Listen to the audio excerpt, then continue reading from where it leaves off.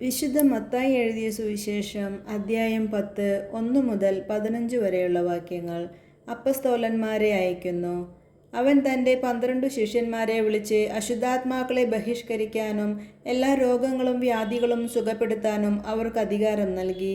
ആ 12 അപ്പസ്തോലന്മാരുടെ പേരുകൾ: ഒന്നാമൻ പത്രോസ് എന്ന് വിളിക്കപ്പെടുന്ന ശിമയോൻ, അവൻ്റെ സഹോദരൻ അന്ത്രയോസ്, സെബദിയുടെ പുത്രനായ യാക്കോബ്, അവൻ്റെ സഹോദരൻ യോഹന്നാൻ, പീലിപ്പോസ്, ബർത്തലോമിയോ, തോമസ്, ചുങ്കക്കാരൻ മത്തായി, ഹൽപ്പയുടെ പുത്രൻ യാക്കോബ്, തദേവൂസ്, കാനാൻകാരൻ ശിമയോൻ, യേശുവിനെ ഒറ്റിക്കൊടുത്ത യൂദാസ് കറിയോത്ത.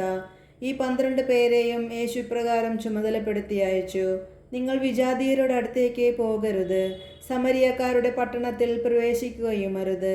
പ്രത്യുത ഇസ്രായേൽ വംശത്തിലെ നഷ്ടപ്പെട്ടുപോയ ആടുകളുടെ അടുത്തേക്ക് പോകുവിൻ. പോകുമ്പോൾ സ്വർഗരാജ്യം സമീപിച്ചിരിക്കുന്നുവെന്ന് പ്രസംഗിക്കുവിൻ.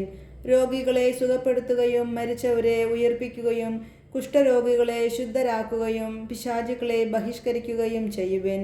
ദാനമായി നിങ്ങൾക്ക് കിട്ടി ദാനമായി തന്നെ കൊടുക്കുവിൻ. നിങ്ങളുടെ അരപ്പട്ടയിൽ സ്വർണമോ വെള്ളിയോ ചെമ്പോ കരുതി വയ്ക്കരുത്.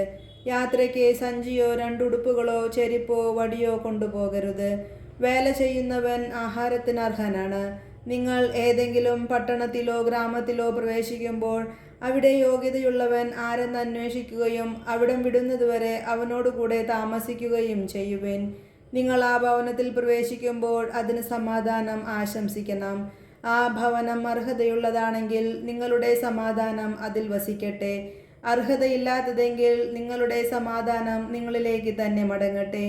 ആരെങ്കിലും നിങ്ങളെ സ്വീകരിക്കാതെയോ നിങ്ങളുടെ വചനം ശ്രവിക്കാതെയോ ഇരുന്നാൽ ആ ഭവനം അഥവാ പട്ടണം വിട്ടുപോരുമ്പോൾ നിങ്ങളുടെ പാദങ്ങളിലെ പൊടി തട്ടിക്കളയുവിൻ. വിധി ദിവസത്തിൽ ആ പട്ടണത്തേക്കാൾ സോദോം ഗോമോറ ദേശങ്ങൾക്ക് കൂടുതൽ ആശ്വാസമുണ്ടാകുമെന്ന് സത്യമായി ഞാൻ നിങ്ങളോട് പറയുന്നു. നമ്മുടെ കർത്താവായ മിശിഹായ്ക്ക് സ്തുതി.